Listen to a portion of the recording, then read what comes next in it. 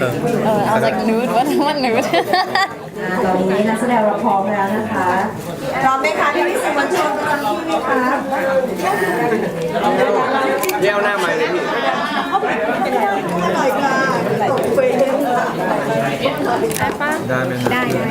ก็ยังมีอีกได้นะครับ เราจะอยู่แถวสองระวังสะดุดทรายนะครับ ใส่กันเลย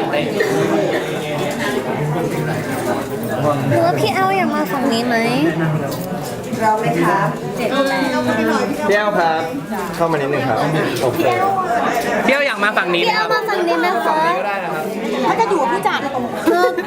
พี่แอลก็ไม่ได้สูงกว่าพี่แอลนะโอเค ตรงนี้ก็หายห่ โอ วง เค พอกัน นะ ครั คะ บ พร้อมไหมคะ พร้อมครับ พร้อมมากขยับไปขยับมา เริ่มอีก ไม่ แล้ว มีใครถามเหรออ่ะพี่แอนคะกับกระแส EP 1ที่ออกมารู้สึกยังไงบ้างคะ ดีใจค่ะก็อย่างที่บอกมันเป็นละครที่เรามีความตั้งใจอยากให้ทุกคนดูแล้วสบายใจสดชื่น แล้วก็มีความสุข แล้วก็ปรากฏผลลัพธ์ออกมา 90%เนี่ยก็ไปในทางนั้นหมดเลย ก็อาจจะมีสัก 10%ที่เขาอาจจะยังแบบไม่แน่ใจว่าตรงนี้เรานำเสนออะไรอาจจะมีคำถามหรือแบบทักติติงบ้างอะไรเงี้ยตรงนั้นเราก็รับไว้ดูอะไรเงี้ยว่าโอเค จะได้แบบไปต่อยังไงอะไรเงี้ยค่ะก็แฮปปี้ค่ะโดยภาพรวม ค่ะพี่แอลล่ะคะรู้สึกยังไงบ้างกับกระแส EP 1ที่ออกมา ก็เป็นไปอย่างที่แอนบอกตอนตั้งแต่ที่เราเริ่มโปรเจกต์นี้กันอยู่แล้วอะค่ะแอนก็อยากได้เรื่องอะไรที่น่ารักอมยิ้มเบาๆ แล้วก็ให้มันดูแล้วเพลินเวลาที่ดูอะไรอย่างเงี้ย คือถามไหมคะมีคำถามงั้นขอถามให้ก่อนกันนะคะยาย่ากับต่อรู้สึกยังไงบ้างกับกระแส EP แรก ดีใจค่ะ ก็อย่างที่พี่แอลกับพี่แอนบอกเลยค่ะ ก็ดีใจที่ฟีดแบ็กออกมาดี แล้วก็จริงๆก็อยากให้ติดตามไปเรื่อยๆค่ะ อันนี้เป็นเหมือนแบบแค่น้ำจิ้มค่ะ มันจะค่อนข้างแบบมันขึ้นเรื่อยๆค่ะหลายคนชื่นชอบเคมีย่ากับต่อมาก คุณพระ โอ้ my god Oh my god ก็จริงๆแล้วพอใจนะครับ เรียกว่ามันเกินกว่าที่ผมคาดไว้อีก จริงๆไม่ได้รู้สึกอยากขอบคุณแค่พาร์ทเนอร์นะ ผมว่าหลังบ้านอะทำหนักแน่นอนกว่าเราจะออกมา แล้วมันดีกว่าที่คาดไว้ แต่ว่าก็ไม่ได้รู้สึกว่าเราจะแบบวางใจนะ เพราะว่าสุดท้ายผมให้ความสำคัญทุก EP มันไม่ใช่แปลว่าอ๋อเปิดดีปั๊บจบอะไรอย่างนั้นมันคงไม่ใช่เวนั้น แต่ว่าเราก็จะลุยไปกับคนดูเพราะว่านักแสดงก็ไม่มีใครได้ดูก่อน แล้วก็ดูพร้อมทุกคนเหมือนกันก็แต่คิดว่าผมยังเชื่อในความตั้งใจของคนทำครับเวลามันแบบมีแพชชั่นที่ไปทางเดียวกัน ผมว่าสิ่งนี้มันทรงพลังเสมอครับ ถือว่าคุ้มกับการที่ไปตากแดดตัวเกียมอะไรกันมาเลยใช่ไหม ผมทำอย่างนี้มาอยู่แล้วครับก็ไม่เคยต่างอะไรครับ เป็นเรื่องปกติค่ะ แต่ว่ารอบนี้อาจจะมีคนไหม้เป็นเพื่อน ไม่ได้แบบไหม้ทั้งตัวใช่ครับ พี่เอกกับมีนเป็นไงบ้าง เป็นไงบ้างคะ เป็นไง EP 1เป็นไงบ้าง EP ที่1ก็ ไหนพูดถึงตัวเองใน EP หนึ่ง ยังไม่เห็น EP ที่1จันทรยังไม่ออกมาค่ะ แต่คืนนี้ค่ะ คืนนี้นะคะ1ใน100 EP 2หลิงก็จะออกมาแล้วค่ะจันทรซึ่ง จะเปิดตัวมาแบบไหนคะ เปิดตัวมันจะเปิดตัวมาแบบว่าเหมือนสาว เขามากับรถวินเทจนะ มากับรถวิน มา เท กับวิ จ นเทจ รถอะไรนะ รถ3 ล้อวินเทจ ที่สมฐานะตัวละครนิดนึงค่ะแล้วก็เปิดตัวมาแบบมีความเขาเรียกว่า secret นิดนึงเหมือนจุ่มกล่องจุ่ม ได้ จุ่มใน ดูสิ secret คนนี้ ใช่ ซีเครตไหมนะ เหมือนพวกเหมือนเส้นทางของพวกเราสองคนอ่ะมันจะจุดเริ่มต้นมันอาจจะไม่ได้มาคู่กันเลยในพาร์ทแรกอะครับ แต่ว่าด้วยเรื่องราวต่างๆนะที่มันจะพัฒนาไปเรื่อยๆอยากให้รอดู เพราะของมีนตอนนี้เปิดตัวมาแบบคลั่งรักทางอโนม ใช่ คาแรคเตอร์หนุ่มเจ้าสำราญเป็นยังไงคะ ค่อนข้างห่างไกลกับตัวเองพอสมควรครับ จริงๆ ใจเลยก็ไม่รู้ แต่ว่าจะบอกว่าถึงว่าเราจะแบบลื่นไหลแค่ไหน ถึงว่า Smooth เหรอ ตัวละครเราจะลื่นไหลแค่ไหน แต่ว่าเราก็ยังรักเดียวใจเดียวตลอดครับ ณตอนนี้ ณตอนนี้ครับครับผมแต่ถ้า ไปสะดุดรักคนนั้นเขาตอนไหน ได้ยังไง พูดได้เลยไหมพูดประมาณนึงแล้วกันคอนเซปต์แล้วกันเรารู้สึกว่าชัดอะเป็นคนที่ก่อนหน้านี้เราเลือกสิ่งที่ดีที่สุดดีมากที่สุดเสมอ แต่ว่าวันหนึ่งเรารู้สึกว่ามันไม่ใช่แค่สิ่งที่ดีมากที่สุดอย่างเดียวสิ่งที่มันพอดีสำหรับเราดีที่สุดสำหรับเรามันก็อีกเส้นหนึ่งพูดดีนะครับ ปิดอีกคัมแบ็ค 14 คัมแบ็กสเตจค่ะ ก็บอกเขาไปว่าไปพิเศษแอนกี่รอบ เอาแล้ว คุณแอนฆ่ากันเลยดีกว่า เลยว่าเบื้องหลังในการติดต่อมันยังไง คือจริงๆว่าจะเป็นจริง ๆ แล้วเนี่ยตอนแรกที่คุณแอนติดต่อไป ไม่ใช่ว่าเราไม่คิดนะ เราก็คิดอยู่ว่าอยากร่วมงานกับคุณแอนจังเลยเพราะว่าแบบเพื่อนกันอะไรเงี้ยอะไรก็เราอยากซัพพอร์ตด้วยกัน แต่ทีนี้เนี่ยเราดูที่ความเหมาะสมของเราว่าเราเนี่ยเวลาเรารับละครคุณแอนแล้วเนี่ยเราจะเป็นภาระให้กองถ่ายหรือเปล่าเรื่องเวลามันเป็นยังไงจะพาฉันไปลำบากแค่ไหนเพราะฉันอายุเยอะแล้วอย่างเงี้ยนึกออกป่ะคือมันคิดหลายประเด็นมากแต่ว่าคุณแอนก็บอกว่าไม่เป็นไรเดี๋ยวช่วยกันนะเดี๋ยวเราช่วยกันทุกทางก็พอตอนหลังก็แบบว่าแอนเขาก็แบบคือเขาตื้อมากเขาตื้อเก่งมากนี่คือแบบเขาเรียนจบอะไรมาก็ไม่รู้นะเขามีวาทศิลป์ในการพูดมากทำให้เราแบบว่าเหมือนกับอ๋อล้อหลงไปเลยอะหลงไปกับเขาอะจริงๆแล้วเดี๋ยวพอเราหลงไปสักพักนึงพอเรากลับมาปุ๊บมันใช่หรือเปล่าคือนึกออกป่ะ ป้ายาเก่งเหรอคะ ป้ายยาเก่งมากแล้วก็เขามีวาทศิลป์ในการพูดมากๆคือทำให้เราเนี่ยหลงไปกับเขาอะหลงคำพูดเขาอะไรเงี้ยซึ่งลึกๆแล้วเนี่ยเราก็อยากที่จะทำงานกับเขาด้วย เพราะว่าเราอยากซัพพอร์ตเพื่อนตัวเอง แต่ว่ามันก็จะมีเหตุการณ์นู่นนั่นเกิดขึ้นบางทีมันก็แบบจะไม่พร้อมหรือเปล่าเราจะเป็นภาระให้เพื่อนหรือเปล่าอะไรอย่างเงี้ยแต่วันหนึ่งพอเรารู้สึกว่าโอเคงั้นยอมก็ได้แอนต้องอย่างนี้นะงั้นนะแอนก็บอกโอเคงั้นเราก็ดำเนินมาด้วยกันได้คุณมีอะไรจะพูดไหมคะคุณแอน เพราะว่าเขามีลูก3เนี่ยแล้วเขาก็จะแบบลังเลว่าแบบต้องไปส่งลูกคนโตเวลานี้คนเล็กแล้วเหลือเวลาให้แอนละครแค่6ชั่วโมงอะไรเงี้ยต่อวันมันจะพอสำหรับเราไหมคือเขาว่าคิดแทนเราแต่เราบอกไม่ต้องมาคิดแทนเหลือเวลาแค่ไหนบอกแอนเดี๋ยวแอนไปจัดการเองเดี๋ยวจะเหลือ2ชั่วโมง4ชั่วโมงต่อวันเลยเดี๋ยวมาจัดการหลังบ้านเองจนเนี่ยเขาก็คงแบบปฏิเสธไม่ได้แล้วไง นี่ไง เต่าเดียวคนนี้อยากได้มาก ทำไมต้องเป็นพี่กิ๊กก็พอได้อ่านนะคะแล้วรู้สึกว่ากิ๊กมีความที่โดยเรื่องอ่ะมันบริบทของมันอ่ะเป็นเรื่องของสังคม เป็นเรื่องของความเห็นต่างของเจเนอเรชันของคนสองรุ่นนะคะก็อยากได้พี่กิ๊กมาสิ่งหนึ่งก็คือว่าในความหนักของเนื้อหาของความคิดนะคะในยุคนั้นเนี่ยถ้าได้พี่กิ๊กมาถ่ายทอดมันจะทำให้ไม่ใช่ว่าเขาต้องเล่นตลกหรืออะไรมันทำให้เรื่องทุกอย่างอะดูเบาและดูเข้าใจง่ายว่าอ๋อ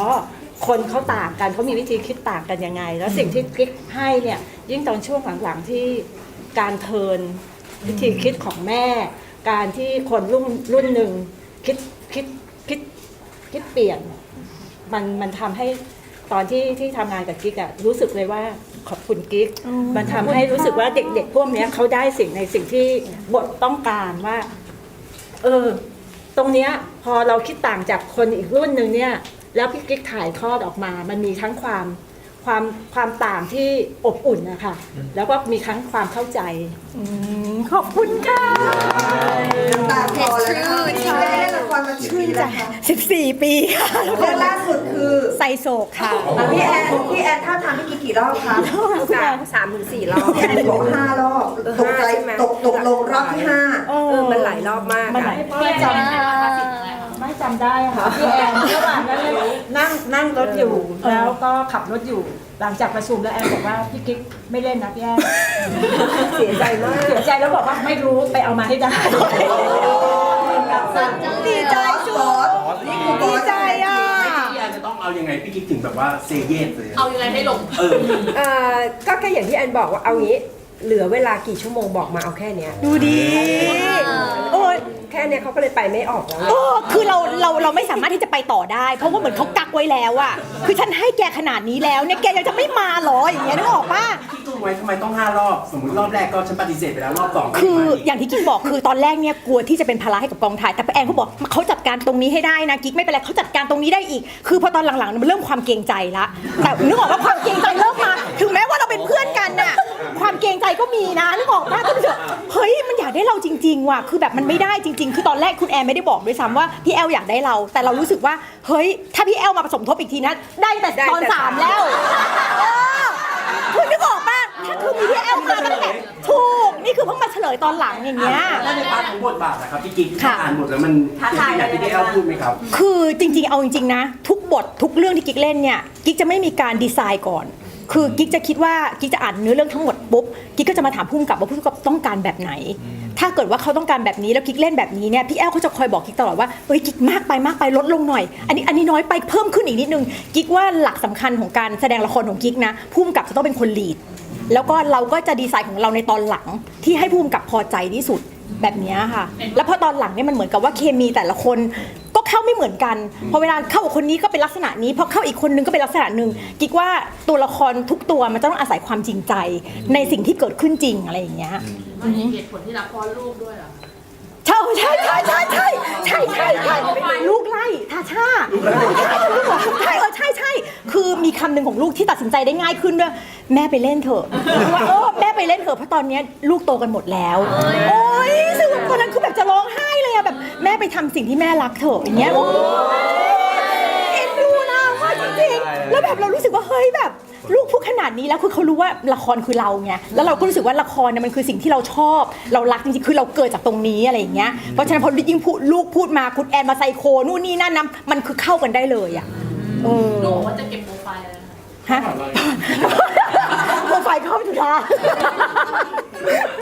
ใช่ บอกอะไรแล้ว ไม่คือตอนนั้นน่ะคุณแอนเขาก็รู้จักลูกเราคือเขาเห็นลูกเราตอนเด็กๆพอหลังจากลูกเราเริ่มโตเนี่ยเขาก็ไปทำเป็นผู้จัดเขาก็ไม่ค่อยได้เจอพอเจออีกทีนึงอะทาชาก็โตเป็นสาวแล้วทาชาเนี่ยเขาก็เรียนเต้นคุณแอนเขาก็แบบเหมือนกับเปิดโอกาสให้หลานนะกิ๊กเอาหลานมาเต้นดูไหมเห็นหลานแกชอบเต้นนี่หว่าอะไรเงี้ยบอกได้ไม่มีปัญหาอะไรอย่างเงี้ยแล้วคุณแอนก็แบบเหมือนกับให้โอกาสเขาซึ่งตอนนี้เนี่ยเขาก็ทำพอร์ตอยู่คุณแอนก็ถือว่าเป็นการให้โอกาสได้พอร์ตไปเซ็นด้วยนะไม่ใช่คือจริงๆแล้วพอมีพอร์ตแล้วเนี่ยพอเรามีพอร์ตแล้วเนี่ยเราต้องเซ็นด้วยนะคะต้องมีการเซ็นด้วยเดี๋ยวพอตอนหลังก็จะมีลิสต์ให้คุณแอนเขาเซ็นด้วยแต่ต้อง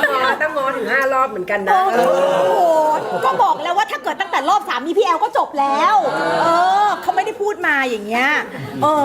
อันนี้ก็เพื่อลูกเขาก็น่ารักอ่ะคิดถึงหลานเราอะไรเงี้ยแล้วก็แบบเต็มที่อ่ะคือแม้ว่าเป็นการออกแค่นิดเดียวแต่กิ๊กว่ามันเป็นประสบการณ์ที่ดีของลูกกิ๊กเนาะให้เขารู้จักว่าการทำงานในวงการมันเป็นแบบนี้นะเราต้องเริ่มไต่เต้าแบบนี้นะอะไรเงี้ยไม่จำเป็นว่ามาถึงต้องเป็นแบบสบายเลยอะไรเงี้ยเขาจะได้รู้ถึงความลำบาก ทำงานกับน้องๆเป็นยังไง โอ้โหไม่ใช่ใจเย็นๆคืออย่างนี้ใจไม่ดีแล้วไม่ใช่ใจดีใจเย็นจะบอกว่าเขาเป็นพลังให้แม่มากคือหมายความว่าเราก็มีพลังในตัวซึ่งอาจจะแบบอ่อนล้าแล้วสมมติซึ่งเอาจริงๆเพราะว่าจริงๆแล้วเนี่ยเราห่างมา14 ปี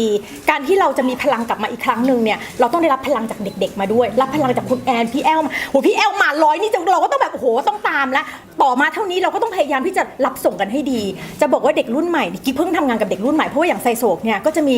แต่ดาราอาวุโสหรือไม่ก็รุ่นเดียวกันพอมาเจอเด็กรุ่นใหม่อ่ะเฮ้ยเด็กรุ่นใหม่เก่งนะแล้วก็การบ้านครบเราเคยได้ยินแต่ว่าเฮ้ยเด็กรุ่นใหม่เดี๋ยวนี้นะไม่ค่อยมีสัมมาคารวะนู่นนี่ไม่ใช่เลยคือเด็กรุ่นใหม่ที่เราเจอเนี่ยเป็นเด็กรุ่นใหม่ที่มีสัมมาคารวะทำการบ้านดีมันเลยผลักดันให้พี่กิ๊กเนี่ยรู้สึกว่าเราต้องทำการบ้านให้ดีแล้วอีกอย่างนึงเราก็อยากจะทำให้แบบให้สมกับที่เขาแบบตื้อเรา5 รอบอย่างนี้นึกออกป่ะคือเรารู้สึกว่าเราอยากทำเต็มที่แต่เราไม่ได้หวังว่าโอ๊ยละครเรื่องนี้ต้องดังนะฉันคาดหวังว่าละครเรื่องนี้ต้องไม่เราขอทำเต็มที่แล้วก็ให้เขาดูเองดีกว่าว่าเขาชอบหรือเปล่าแต่ดังก็ดีนะคะอันนั้นเป็นผลพลอยได้ใช่ไหมแต่ว่าเราขอว่าเราทำเต็มที่พอลูกชายหล่อมากเลย2 คนขอบคุณนะคะ นี่เดี๋ยวฝากน้องทาชาออกตั้งแต่ EP 1ใช่ในที่เป็นซีนเต้นที่โรงแรมแล้วฝากพี่สื่อมวลชนด้วยนะใช่อย่าลืมนี่เดี๋ยวให้มีนเล่าเอามีนอยู่แล้วคือว่าหน้าตามันคล้ายๆกันหมดมีนเล่าสิว่าทาชาเล่าให้คุณแอนฟังว่าวันแรกทาชาไปไหนมาแล้วที่มาซ้อมกับมีนอ่ะวันแรกเนี่ยน้องเขาอยู่ไปเล่นสกีอยู่ที่ฮอกไกโดเขาบินกลับมาเพื่อจะมาซ้อมลีลาดกับผมไหมคิดดูลงเครื่องมาปุ๊บยังไงเจ็บปวดน่องก็ต้องมา ครับมาถึงก็ซ้อมเต็มที่มากเต็มที่กว่าผมอีกใช่เห็นไหมสรุปก็คือต้องเซ็นแล้ว เซ็นต้องเซ็น ถึงอาจารย์จุฬา เซ็นพอร์ต เอาลูกชายขึ้นมาแบบลูกชาย2 คน ลูกชายสองคนลูกชายมาลูกชายมา ครับผม เป็นไงบ้างถ้าพูดถึงพี่กิ๊กส่วนจะมีภาพจำของเราคืออะไร มี ผ่าน ม มา มีม ทันไหมก่อนนี้ ทันละครพี่กิ๊กไหม ทันผมทัน ทันพี่กิ๊กคืออะไรของสำหรับต่อ แต่ห้ามถามชื่อเรื่องนะผมจำไม่ได้บอกว่า ระดก ต่อ ภาพจำพี่กิ๊กภาพจ จำพี่กิ๊กมีความทรงจำของเรา ฟิลแบบอารมณ์รุนแรง อันนี้ถ้าป๊อปอัพแบบไม่ได้เตรียม ำเออ อารมณ์รุนแรง เออ ฉุนเฉียวประมาณหนึงต้องมีความแบบเสียดแทง อ่า ครับ พอมาเจอตัวจริงเป็นอย่างนั้นเลยไหม ผมว่าไปกว่านั้น ไม่ไหนก่อน หมายถึงว่ามันเหมือนกับว่ามันพลิกไปเลย เหมือนอารมณ์ที่แบบคล้ายๆกับที่พี่กิ๊กพูดเมื่อกี้เรื่องเด็กรุ่นใหม่แหละครับ ตอนแรกเหมือนผมอ่ะก็เกรงประมาณหนึ่งแรกๆอะผมเกรงกับ อ๋อ พี่ เหรอจริงเหรอ ใช่ แต่ว่าเราก็ใจดีสู้เสือไปเรื่อยๆ ให้มันแบบเซาะเข้าไปเรื่อยๆ สรุปก็เก๊กแตกกันทั้งคู่ ครับผมก็ตอนเจอพี่กิ๊กครั้งแรกอะเรารู้สึกว่าเราเคยเห็นงานพี่กิ๊กเนาะเราก็รู้สึกว่าวิธีการแสดงเราอะต่างกันมากที่ครั้งแรกๆผมเคยคุยกับแม่ว่าอุ้ยแม่แบบเมื่อก่อนการทำงานเป็นยังไงเดี๋ยวนี้การทำงานเป็นยังไงเงี้ยเรารู้สึกว่า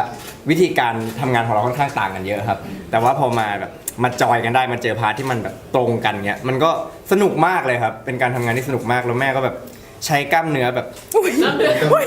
แบบเป็นคนที่แบบใช้กล้ามเนื้อเก่งมากๆเก่งมากๆจนเราแบบมันแบบเวลาเล่นกันทะเลาะกันเถียงกันเราแบบ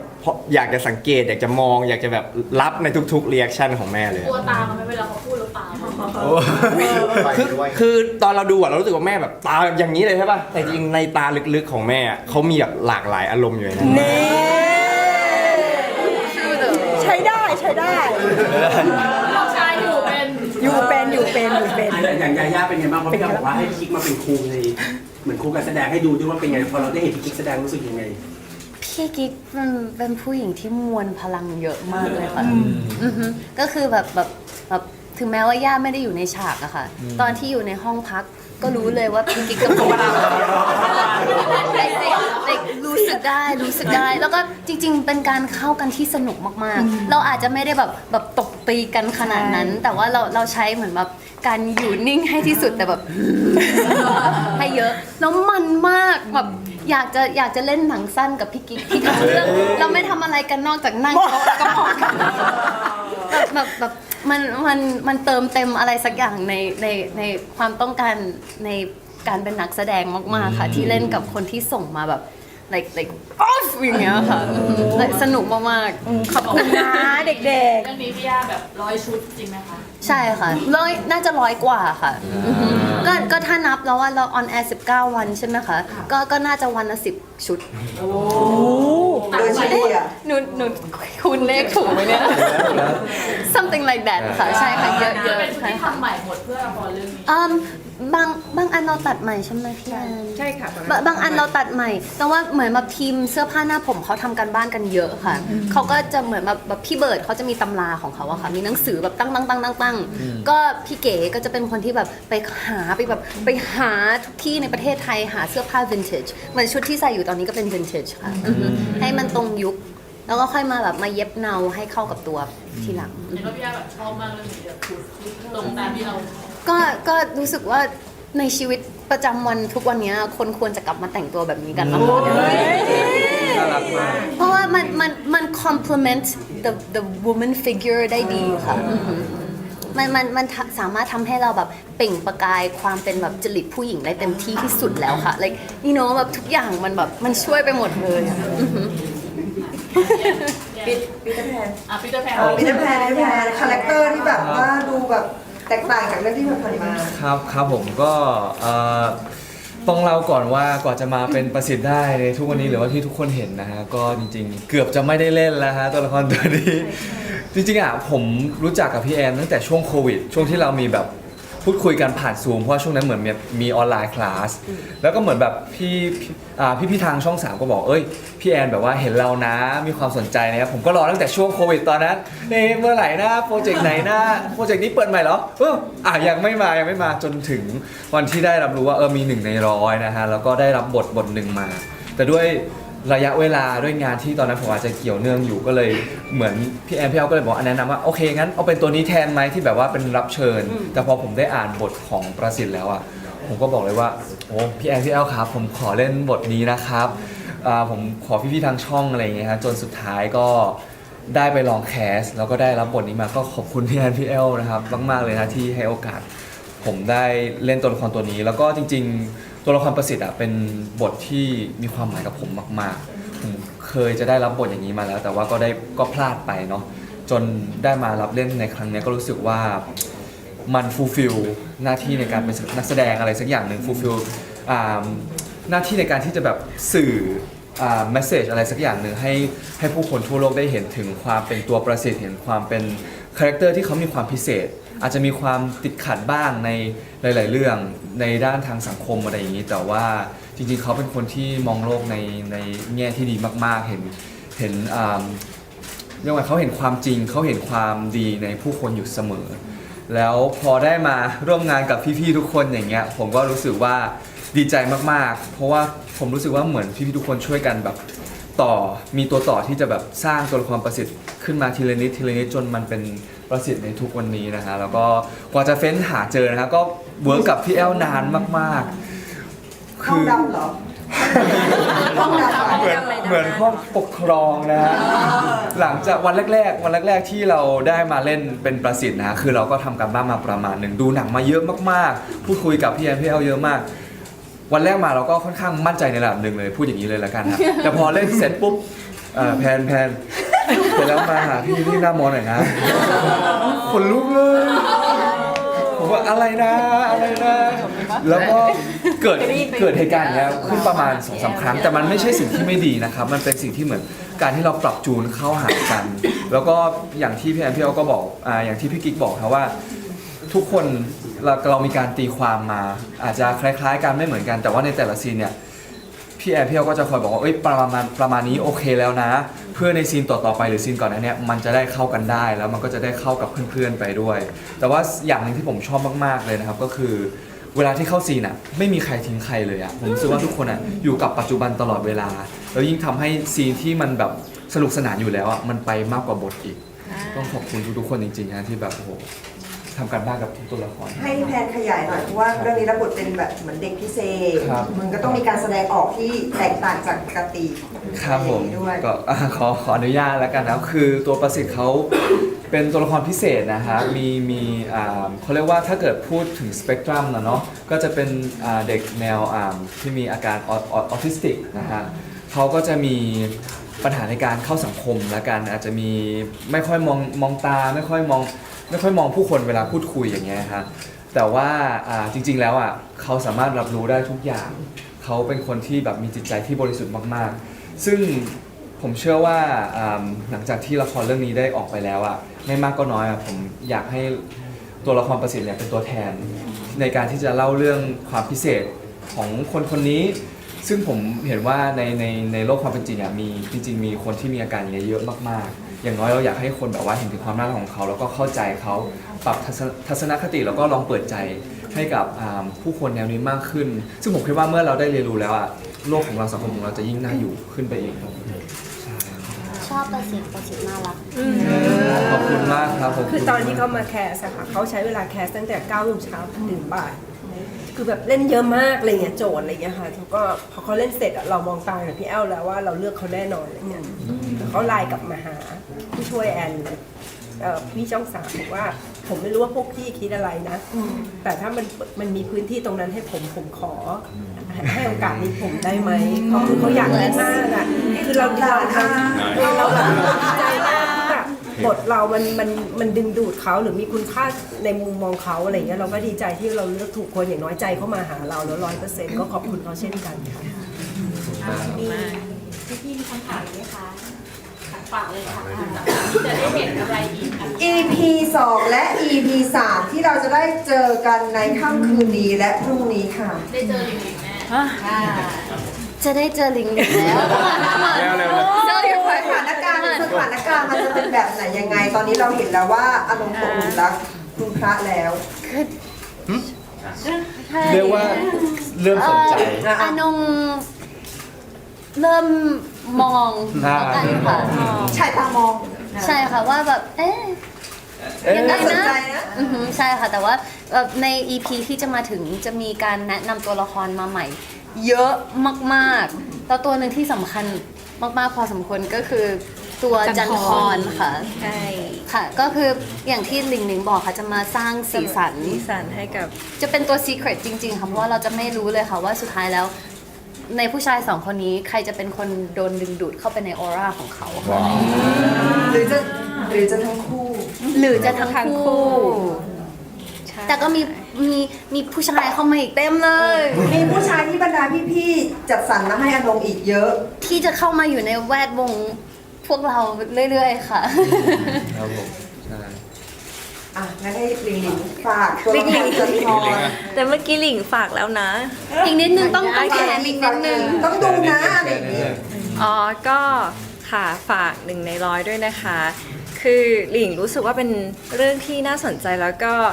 เป็นเรื่องราวของความรักนะคะ แล้วรู้สึกว่าเคมีสองคนนี้แบบก็ดีมากคือเป็นคู่ที่หาดูได้ยากมาก ใช่ที่พี่ตอกเข้ามาร่วมงานกันแล้วก็คืนนี้ทำไมอ่ะทำไมอ่ะได้เหรอ ค่ะก็คืนนี้เป็น1 ใน 100 EP 2 นะคะทางช่อง 3 ค่ะคืนนี้จันทรจะออกมาสร้างความสีสันให้กับเรื่องราวมากขึ้นค่ะ แล้วก็เรื่องราวก็จะเข้มข้นขึ้นทุก EP นะคะ ฝากติดตามทางช่อง 3 ทุกวันพุธพฤหัส ฝากติดแฮชแท็กด้วย เวลา 100 ที่สอง เวลา2 ทุ่มครึ่ง2 ทุ่มครึ่งทางช่อง 3 กด 33 นะคะ แล้วก็ฝากติดแฮชแท็ก1 ใน 100 อะไร EP 2 นะช่วยกันเทรนด้วยนะคะ ให้ติดเทรนด์ทวิตให้เทรนด์ X อันดับ1อีกนะ ให้ช่วยกันติดเทรน เอาใหม่ ช่วยพี่แอนด้วยช่วยพี่แอนช่วยกันติดแฮชแท็กให้หน่อยนะคะ ขอบคุณค่ะ ขอเสียงปรบมือให้ผู้จัดผู้กำกับนักแสดง1 ใน 100ด้วยค่ะ แล้วก็ฝากติดเทรนด์ X กันด้วยนะคะแฮชแท็ก1 ใน 100 EP 2 ค่ะ แล้วก็จะติดนักแสดงด้วยหรือได้ตามสะดวกเลยนะคะ EP 2 เปิดตัวจันทรแล้วก็จะได้เห็นลีลาการแสดงความสนใจที่มีต่อคุณพระของอนงและบรรดาผู้ชายที่พี่ๆจัดหามาให้อนงอีกคนแล้วคนเล่า วันนี้มีตีเทนนิสฉากนี้ กางเกงทุกคนน่ารักมาก กางเกงสีขาวด้วย สีขาวด้วย ขาสั้นด้วยขาสั้น มันน่ารัก อยากเห็น แล้วก็ต้องแข่งการถ่ายทำแข่งกับฝนด้วยใช่ไหมคะเป็นอีกปีหนึ่งที่หลายคนประทับใจฝนจะตกวันนั้นโอเคเรียบร้อยนะคะขอบคุณค่ะ